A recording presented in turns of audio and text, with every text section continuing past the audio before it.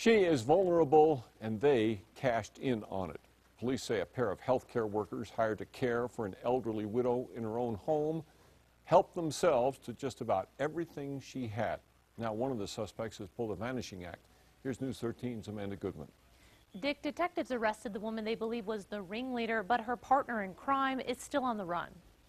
Inside this Foothills home, detectives say two healthcare workers were supposed to be caring for a 92-year-old woman. Instead, APD says Joanne Diaz and Angela Santillanes were robbing her blind. Joanne and Angelina got the personal checking account that belonged to the victim and started issuing themselves checks. A lot of checks. So far, detectives have found more than $17,000 worth of forged checks. And that's not all. $22,000 worth of jewelry that was taken, including a $1,000 bill that was in the safe. APD says Diaz and Santillanes started stealing after the woman's husband, a retired Air Force colonel, passed away a year and a half ago. The victim's sons first noticed something was wrong last year while looking through the finances.